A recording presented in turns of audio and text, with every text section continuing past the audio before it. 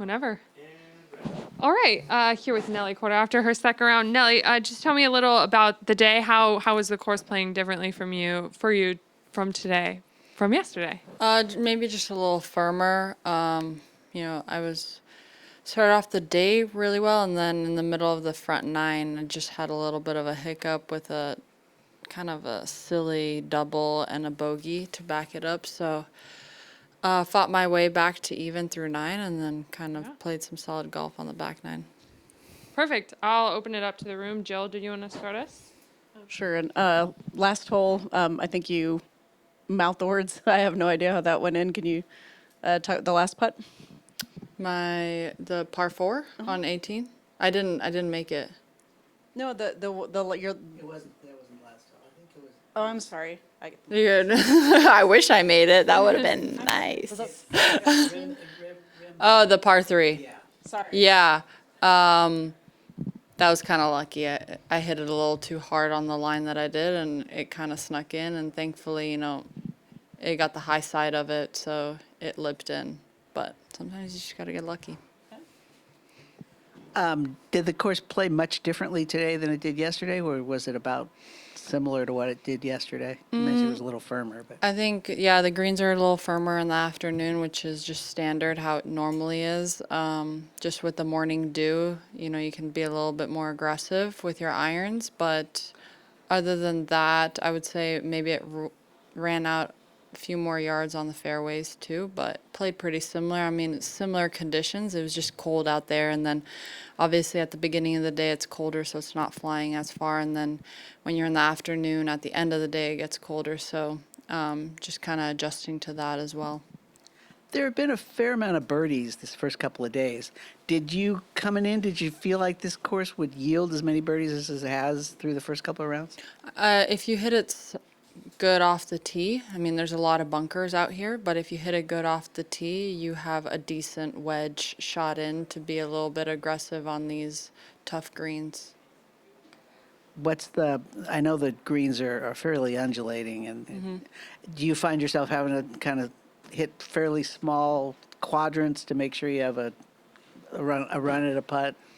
Yeah, if you get into the wrong part of the green, then it's a very tough two putt or it's a very tough putt. So making sure that you're missing in the correct areas is key as well. And that's kind of another thing that goes into the decision making of what club to choose if you're in between two.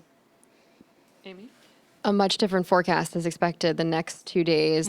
How much will you have to change and adjust sort of what you've done the last 2 days to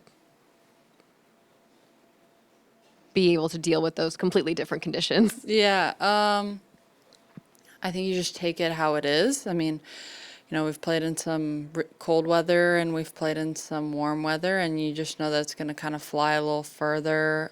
Maybe you can be a little aggressive. Your swing is maybe a little freer with not as many layers on, so kind of just adapting to the situation at hand, but we'll see. I mean, sometimes it's sunnier, but then it's windy. So it hasn't been too windy, but it's just been quite cold the past 2 days. But sometimes when it's warmer, it gets windier. So you just never know. I don't know really what the forecast is for the weekend, what the wind forecast is, but you just kind of always just have to adapt to the situation, see how far it's flying on the range, see how far. How firm the greens are playing as well, if your caddy goes out and scopes it out as well. You're obviously playing to win this week, but in terms of preparation for next week, playing a golf course that, like you said, it makes you think and you have to hit it in certain spots, how much does maybe that help you for going into Chevron next week? Well, you always have to think with golf. It's like when you turn off your brain, that's no good. I think it's good prep, obviously playing a week before a major, because you kind of see where your game's at, what you need to work on or what you need to focus on. Yeah, I mean, whenever you put a couple solid rounds together, a lot is about confidence as well. So building confidence is always really nice going into big events. Awesome. I just have a few closing questions that were sent to me about your menu now that we have announced your Yeah. Chevron dinner menu. Very excited. About the Czech pastry. What is the Yeah. best one that you've ever had? It's funny, whenever I'm back home in Czech, I'm usually there around my birthday. So if I do celebrate my birthday, that is actually my birthday cake. And I just love fruit-filled dumplings. Yeah, that's pretty much Yeah. what it is. It's something that I grew up eating, and I just really, really love it. My grandma makes it, so probably my grandma. That's the best one I've ever had. Was it important to you? Did you know when you were creating the menu that you wanted to include something from your heritage from Czech? Yeah. Yeah, 100%. And I wasn't sure exactly what, I wanted it to be the main course or if I wanted it to be the dessert, but I just love that dessert Yeah. so much. So, yeah, I'm How- very happy with the menu. Yeah. Chef Keller was great. Yeah, that was my question. How was it working with Chef Keller, and was he receptive to like all your ideas? Oh, yeah, 100%. He was like, this is your menu. Let's work on it. He was great. I met him 2 years ago or last year at Chevron, and he's been a great supporter of the LPGA. And for him to do this, I mean, it's so special and so cool. Amazing. And very last question: what is a deli salad? A deli A salad.